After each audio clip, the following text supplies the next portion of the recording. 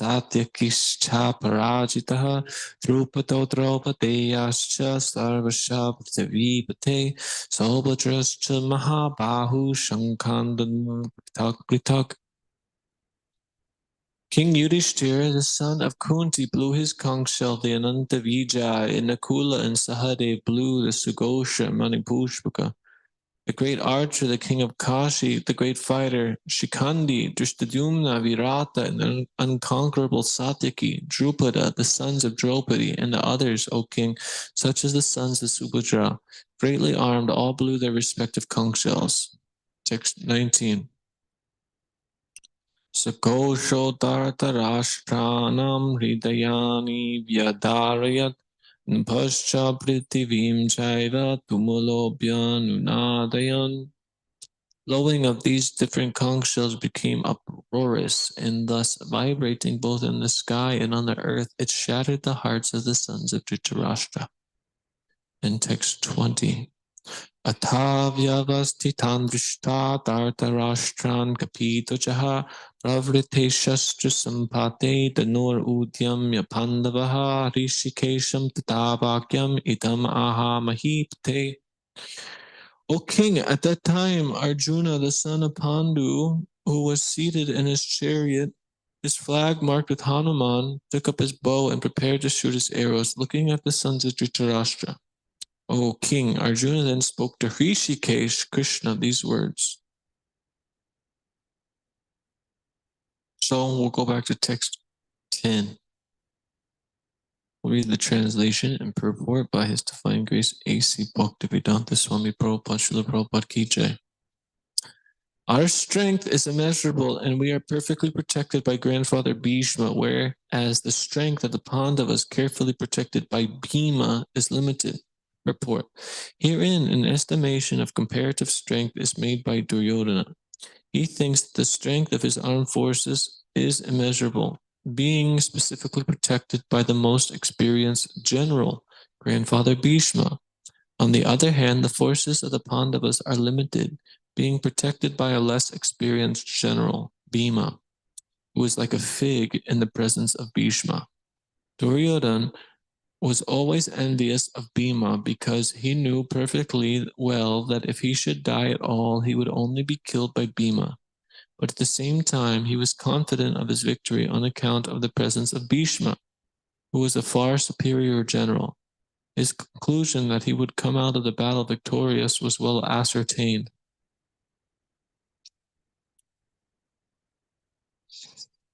The first chapter of the Bhagavad Gita is mainly setting the scene of what's taking place on this battlefield, that we find Krishna and Arjuna having this wonderful conversation. And we read on Friday this verse 1 of the Bhagavad Gita, which is very famous. Dhritarashtra uvacha dharma kshetri kurukshetri samaveta yuyutsavaha mamaka pandavaschaiva kimakurvata Sanjaya. Dhritarashtra said, O Sanjaya, after assembling in the place of pilgrimage at Kurukshetra, what did my sons and the sons of Pandu do, being desirous to fight? So Dhritarashtra is inquiring from Sanjaya.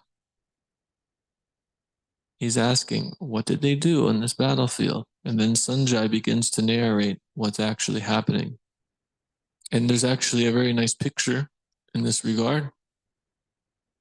Maybe we could find it real quick. Plate 1, fitting for beginning of the Bhagavad Gita. You can see Dhritarashtra sitting up on top of his throne, and he's inquiring from Sanjay, who the artist gave a little rendition. You see Krishna and Arjuna in his heart. He was granted special powers by his Guru Vyasadeva to be able to witness the battlefield and to narrate this. So Sanjay is relaying to Dhritarashtra what he's observing on the battlefield. And he begins by talking about Duryodhana, who is the general, and also, well, not the general, Bhishma is the general, because we just heard that, but He's the son of Dhritarashtra. So he's like the driving force of like this whole war. And these first few verses are him speaking that we are reading. And he's talking about our strength is immeasurable. We will win. We will conquer. We have the greatest general around. How could we lose? And it's very interesting because there's a story in this connection that Duryodhana and Arjuna, they both went to see Krishna. And they were both trying to get Krishna to help in the battle, in the war. And Kshatriyas are very honorable and prestigious. So, there's two enemies here, but they weren't fighting, but they were doing it in a respectable way. And they went to see Krishna, and Duryodhana was sitting by his side, waiting for him to wake up, and Arjuna was sitting like at his bedstead by the feet. And when he awoke, he saw Duryodhana first. So naturally, he gave him his attention and said, yes, sure, I'll give you whatever you ask. And Duryodhana asked for Krishna's military strength. So in a material estimation, Duryodhana had everything. He had the greater warriors, the greater military, greater power. But the side of the Pandavas, especially Arjuna, being in the same chariot as Krishna, had Krishna. So this is very symbolic because one can have all of Krishna's energy, but it will still be insufficient to conquer life, to become satisfied in life. But if one simply has Krishna in whatever shape or form, then naturally one can traverse over this material world and attain supreme destination, supreme happiness in the spiritual abode. And Prabhupada in the Krishna book, very nice sentence. I forget which chapter at this point, but he was saying how without Krishna, heaven is hell. With Krishna, hell is heaven. So simply, if we add Krishna into the mix, then no matter what situation we're in, it becomes very fruitful. It becomes very purposeful. But no matter the situation we are in the material world, then without Krishna, it's simply a waste of time. Shrama evahi kevalam. So whatever endeavor is being taken by the living entities, it should provoke attraction for hearing the glories of the Supreme Personality of Godhead. For this is the means to get out of the conundrum of this material world. So we can measure our activities daily, weekly, monthly, yearly, lifely. Is what we're doing provoking more and more of an attraction, more of a connection to the pastimes of the Supreme Personality of Godhead? And not just the direct pastimes, but we hear the Srimad Bhagavatam every day, which is specifically the pastimes of all the devotees in connection of glorifying the Lord and the journey underwent for their divine revelation of meeting the Lord face to face and their realizations, which is very nice. So simply choose Krishna and not choose Krishna's energies. That's the main point that I'm speaking, because if we choose Krishna's energies, then we'll always be frustrated. But if we choose Shaktiman, the source of the energies, then it's very nice. So yeah, the first chapter is mainly dealing with all these personalities that are assembling on the battlefield, and some of the purports. Prabhupada describes a lot of this, which a lot more information can be found in the Mahabharata, which I'm not so knowledgeable in the Mahabharata. So I can't give a whole backstory on. Whereas, we just read and hear these names and they sound like names, but once one understands the Mahabharata, it's a very, very, very deep history that's being involved with all these personalities assembling on the battlefield. So we'll just keep reading on, unless anybody wants to discuss anything at any time. But to ask any questions about Mahabharata and the history of all these people, probably not going to be able to help you so much. So, yeah.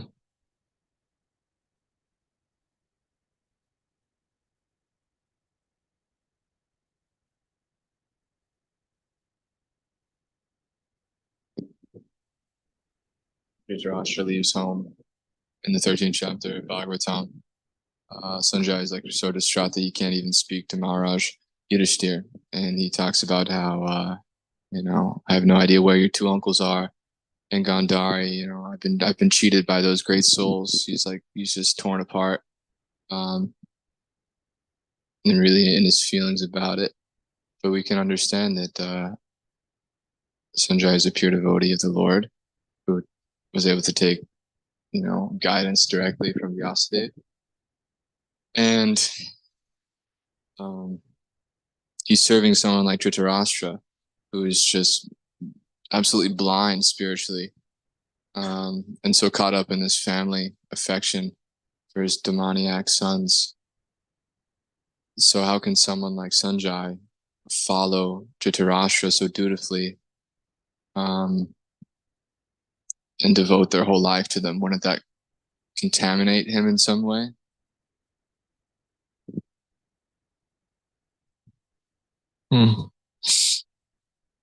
Yeah, usually this question is directed at Bhishma, because Bhishma also can fall into the same exact thing of what you're mentioning. He's a pure devotee of the Lord, but he's fighting on the side of Dhritarashtra. So I don't know Sanjaya's exact situation, so I can't really give details.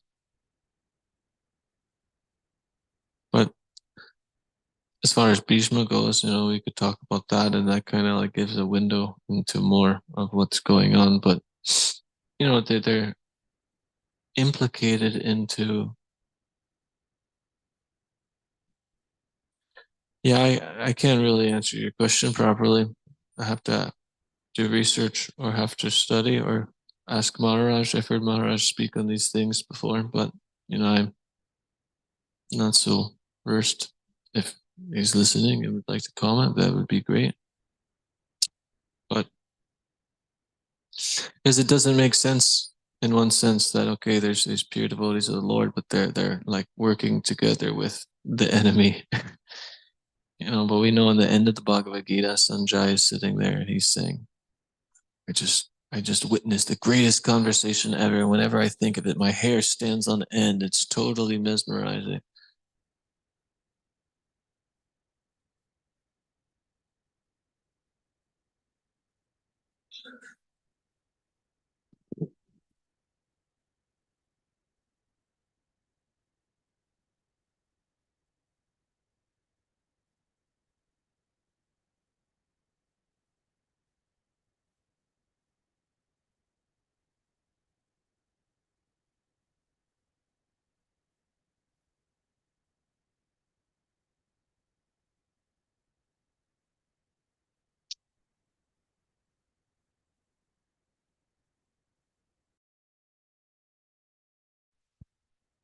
Okay.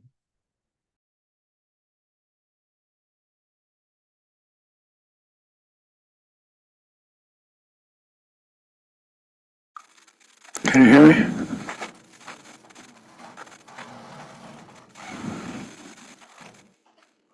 Well, Sanjay was like a charioteer for Dhritarashtra also. Dhritarashtra was, although he couldn't be the king because of his being blind, he was very powerful as 10,000 elephants. And he had all kinds of abilities. He could fight even without seeing, but not enough to be the king. The name Dhritarashtra means he has a desire for a kingdom. He had this desire, and he always thought that, well, I couldn't get the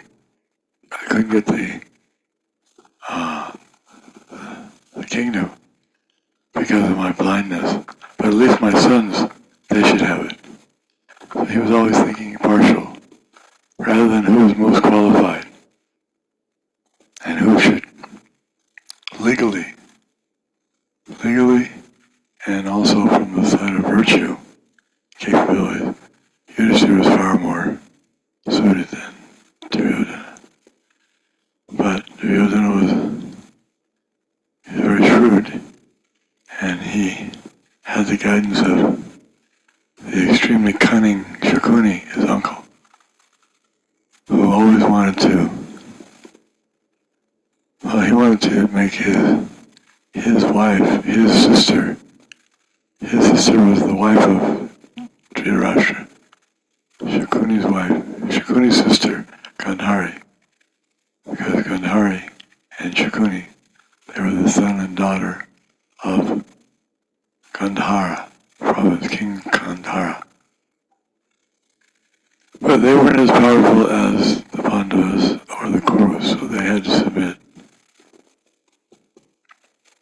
But anyway, the point about Sanjaya is he was a great personality, very high quality of standard, very good character. He would stand up and he would tell Dhritarashtra the truth. As you see, all the way through here in the Bhagavad Gita, he says that wherever there's Krishna and Arjuna, there's going to be victory, morality, and victory, and opulence. He tells them like it is. He says, "You brought this on. You should have followed all the instructions that you got from Vidura." Vidura left because Duryodhana finally insulted him so much that he threw him out. And Vidura took it and he went on pilgrimage. So then Sanjaya kind of took over being Dhritarashtra's assistant, and he would be like his eyes for him. And so Dhritarashtra would call for Sanjaya whenever he needed some support, some explanation. But they did their duties, even though it was difficult to do it, but he always told the right thing. So, just because he was working in association with someone who didn't often choose the right thing, Dhritarashtra. But it didn't mean that Vidura became contaminated. Vidura did not become contaminated, and Sanjaya didn't become contaminated. They were still, in whatever position they were in, they were trying to give him good advice. And it's like a wife. A wife, she may have a husband that's difficult to work with, but the story goes in the Vedas that the wife stays loyal to her husband. Even in the case of Ravana, Modadari, I think her name was Modari, and Hiranyakashipu's wife, they remained as the associate and assistant of their masters or their husbands, and they became great, famous, great ladies in the history of the world. Because even Gandhari was such a great personality that she made her eyes covered so that she would not be superior to her husband, who was blind. She didn't want to have that advantage. So and by the way, Shakuni was very angry because of that he was angry with Dhritarashtra for allowing his wife to do that. He was angry with Bhishma for arranging the marriage between Gandhari and Dhritarashtra.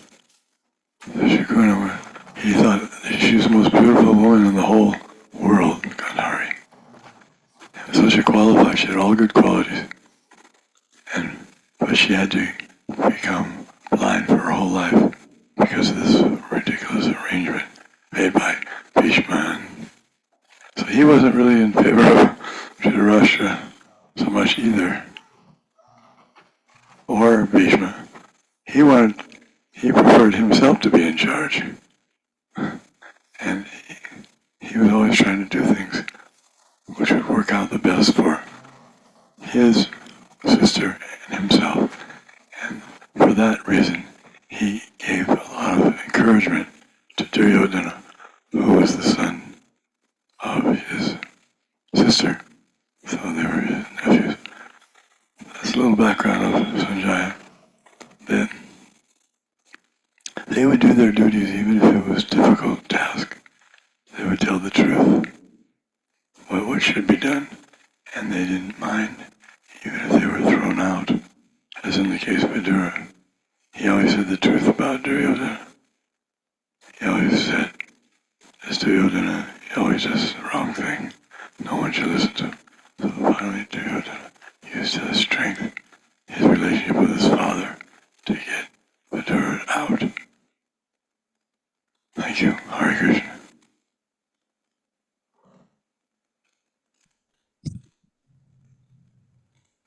Nice. Thank you, Maharaj. Hooray. Yeah, when Maharaj was speaking about this is an interesting point that he gave the analogy of a woman, even if she has a bad husband, by honoring that role, she can still perfect her life within that role, even though it's a bad situation, even to the effect of being married to Ravana, he mentioned. So I was thinking that in the Bhagavatam, it describes that no matter where somebody is within the Varnashram, no matter what walk of life they have, if they can develop this attraction to the Lord, glorifying the Lord, then perfect their life. Atha pumbir tvija shreshta varnashrama vibhagashaha svanushthitasya dharmasya samsiddhi haritoshana. So Sanjaya, we could see, like Maharaj mentioned at the end of the Bhagavad Gita, whatever Krishna and Arjuna is, there'll be supreme morality, victory. So Maharaj very wonderfully pointed out that he's speaking to Dhritarashtra and he's not like conspiring against Krishna. He's just relaying the truth as he observed it. So I would imagine what Sanjaya saw. He heard all this wisdom spoken by Krishna, the absolute truth, seeing Krishna reveal the universal form. So much potency is there. So nice points to consider and take in. Anybody else have any thoughts?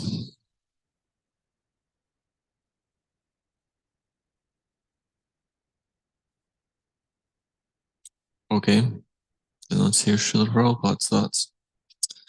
Text 11. Now, all of you must give full support to Grandfather Bhishma, standing at your respective strategic points in the phalanx of the army. Purport. Duryodhana, after praising the prowess of Bhishma, further considered that others might think that they had been considered less important. So in his usual diplomatic way, he tried to adjust the situation in the above words. He emphasized that Bhishma Dev was undoubtedly the greatest hero, but he was an old man, so everyone must especially think of his protection from all sides. He might become engaged in the fight, and the enemy might take advantage of his full engagement on one side. Therefore, it was important that other heroes would not leave their strategic positions and allow the enemy to break the phalanx. Duryodhana clearly felt that the victory of the Kurus depends on the presence of Bhishma Dev. He was confident of the full support of Bhishma Dev and Dronacharya in the battle, because he well knew that they did not even speak a word when Arjuna's wife Draupadi, in her helpless condition, had appealed to them for justice, while she was being forced to strip naked in the presence of all the great generals in the assembly.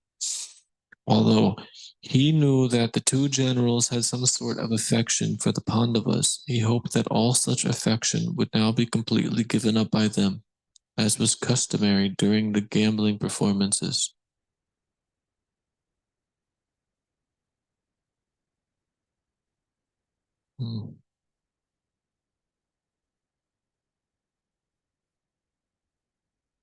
Okay, text 12.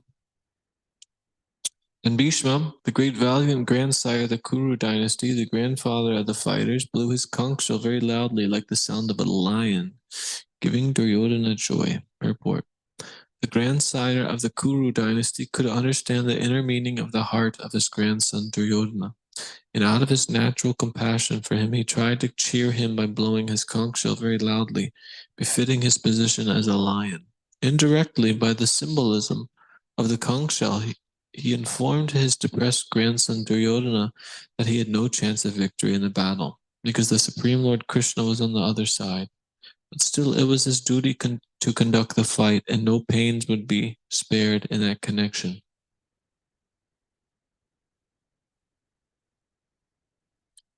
Well, might as well just keep hearing what Srila Prabhupada has to say. Okay, text 13. After that, the conch shells, bugles, trumpets, drums, and horns were all suddenly sounded, and the combined sound was tumultuous. On the other side, both Lord Krishna and Arjuna, stationed on a great chariot drawn by white horses, sounded their transcendental conch shells. Purport. In contrast with the conch shell blown by Bhishma Dev, the conch shells in the hands of Krishna and Arjuna are described as transcendental. The sounding of the transcendental conch shells indicated that there was no hope of victory for the other side, because Krishna was on the side of the Pandavas. Jayas tu Pandu Putranam Shambhakshe Janardana. Victory is always with persons like the sons of Pandu, because Lord Krishna is associated with them. And whenever and wherever the Lord is present, the goddess of fortune is also there, because the goddess of fortune never lives alone without her husband. Therefore, victory and fortune were awaiting Arjuna, as indicated by the transcendental sound produced by the conch shell Vishnu, or Lord Krishna. Beside that, the chariot on which both the friends were seated was donated by Agni, the fire god, to Arjuna, and this is indicated that this chariot was capable of conquering all sides, wherever it was drawn over the three worlds.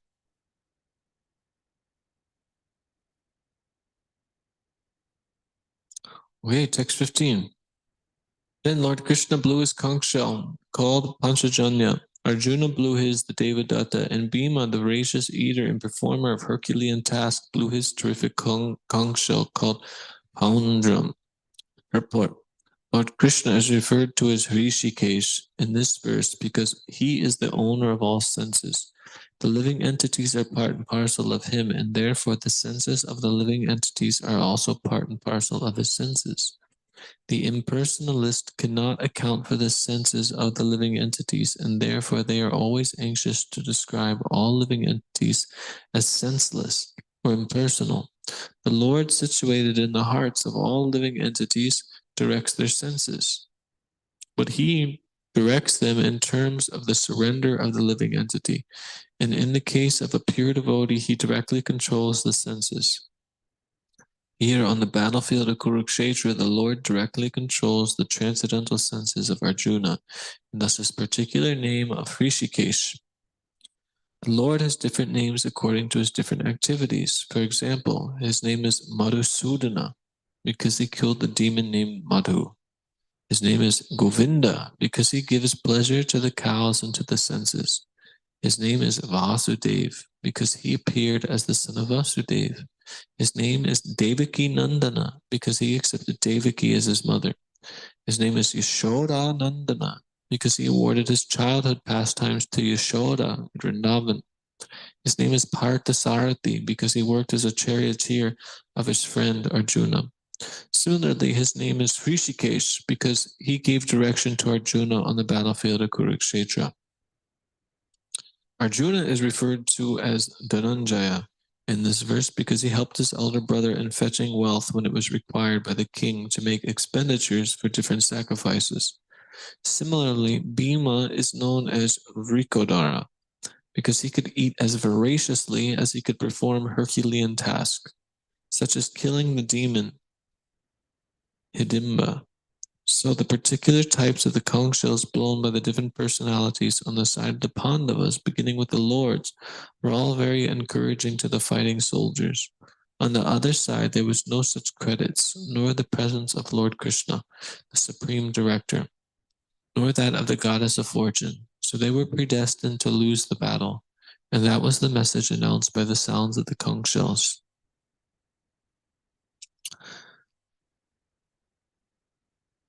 So Krishna, we all know he's steering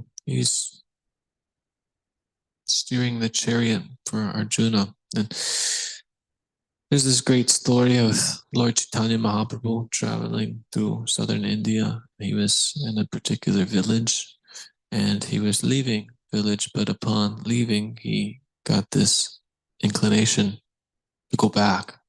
And when he went back, he met this Brahmana who was illiterate, but his guru instructed him to read the Bhagavad Gita every day. So he was trying to fulfill the instructions of a spiritual master, although he couldn't even read the book. And simply, he would look at the picture of Krishna and Arjuna on this chariot at the battlefield of Kurukshetra. And he would be crying tears, thinking how merciful Krishna is that he is the Supreme Lord, but he will take the position as the charioteer driver of his devotee. So we might not have any practical experience of this because we don't use chariots, we use cars nowadays, but the chariot driver is sitting in the front and the person in the back is actually like the person who's in control. And the chariot, the passenger often will kick the driver because, they're in battle and it's loud and there's a lot of chaos going on. So he'll kick him and hit him like, go this way, go that way. He's instructing him. So Krishna is taking this position of being subordinate to Arjuna, of his devotee, to help him and assist him in this endeavor. And similarly, as we surrender to Krishna, we take this subordinate position of, okay, I am servant to you. You are the Supreme Lord. But Krishna will similarly take the role as the chariot driver and direct our lives and wanderings, as he's doing for all living entities, but all living entities are infatuated with the modes of material nature. So they're just going round and round samsara, one body to another body within this material world. But as one approaches the Supreme Lord Krishna in a mood of surrender, then Krishna reciprocates with our surrender, and he will direct us to come back to him, as he promises in the Bhagavad Gita. That the sincere soul that's endeavoring to come to him, Krishna will provide all the knowledge and eliminate all the darkness. So this Brahmana was meditating on this point, and Lord Chaitanya came all the way back just to have darshan of him, because he's illiterate, but that did not stop him from understanding the true essence of the Bhagavad Gita. Whereas many others can be very scholarly and remember all the shlokas and remember everything, but they don't get the essence of what the Bhagavad Gita really is. Surrendering to Krishna in this intimate connection. Which, it reminds me of a similar point that Srila Prabhupada's Guru Maharaj, Bhaktisiddhanta Saraswati Thakur, he's the most scholarly person of his time. When he was I think 6 or 7 years old, he remembered the whole Bhagavad Gita, by memory. When he's a little bit older, he wrote this long, elaborate thing on astrology, calculation of stars, the sun, and then he was awarded the title of Siddhanta Saraswati. Siddhanta means perfect, and Saraswati, the goddess of learning. So is a name referring to his vast learning, essentially.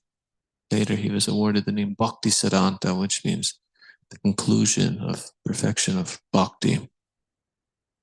Anyways, when he was going to get initiated, he was instructed by his father to approach Gaur Kishore Das Babaji. And Gaur Kishore Das Babaji was illiterate. Prabhupada says that he can't even sign his own name. So, from our material estimation, here's a person who is the topmost scholar, the brightest person that you could think of ever find. And he's approaching somebody who's illiterate to be initiated. And when he approached him, he got rejected multiple times. Imagine how much of a humbling experience that is. You're a big scholar, so bright, nobody could conquer you and defeat you in debate or anything. And you're approaching this person who can't even write words or his own name. And he rejects you, saying, no, you're not fit to actually fill this role. But we all know he did give him initiation. This was just a pastime test. But the point is that devotional service is not born of any kind of material facilities. One does not have to be a big scholar. One does not have to have any kind of these opulences of the material world. One simply has to have simple faith and devotion for Guru and Lord Krishna. And from that love and devotion, then all impediments will be removed and we will have our path clear to go back to Krishna. If we have sufficient scholarship, that's nice, but that's not the goal of life, to acquire knowledge. Goal of life is to surrender and love God, love Krishna. So at some point, even knowledge can be an impediment upon that path, something that has to be rejected, certain things, rules, regulations, knowledge, but we're very far from that. At least I am. So we have to use whatever Krishna has given us. And if Krishna has given us a very active mind and intelligence, then yes, we have to acquire as much knowledge as we can about spiritual knowledge and what Krishna says in the Bhagavad Gita, what we hear in the Srimad Bhagavatam. But if we don't apply the knowledge into our lives, then we can always miss that essence that this illiterate Brahmana was tapping into. So, just share one quick story. We're almost out of time, but I remember learning this shloka, Dayato Vishyan Pumsa Sangasteshu Vajayate Sangat Sanjayate Kama Kamat Kura Vajayate. And I remember I was walking and repeating this shloka. I was kind of proud that I remembered a shloka. And then my mind was dwelling on so much nonsense things.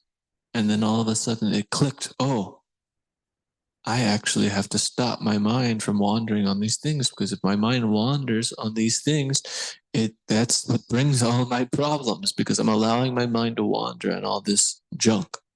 So knowing things is just the beginning, but the application of that knowledge, this is essential. Jnana and vijnana, knowledge and applied knowledge. So let's not get puffed up for all of our knowledge or merit or whatever we have, and really pray and really connect to Krishna and depend upon Krishna, because Krishna is giving all the tools we need to let go of our problems, but we're conditioned to being attached to the things that actually bring us pain and misery. And it's like we have certain attachments and bad habits, and if I give in to those, it's creating samskaras in my mind, especially if those habits are pertaining towards bodily conscious activities. the basis of the Bhagavad Gita is saying that you're not your body, you're a spiritual being. So if I am allowing myself to give into activities of idolizing the opposite sex or any kind of lusty behaviors, it's quite literally counterintuitive to what we're trying to do. So if we know the shloka, we have to apply the shloka. Otherwise, what's the point of knowing the shloka? But, this is in the ultimate sense. From a lower sense, yes, there's a gradual learning period. Like I said, I learned it and all of a sudden it clicked. So whatever we know, we can pray to Krishna that we can realize it in more and more depths, because the Bhagavad Gita is so vast.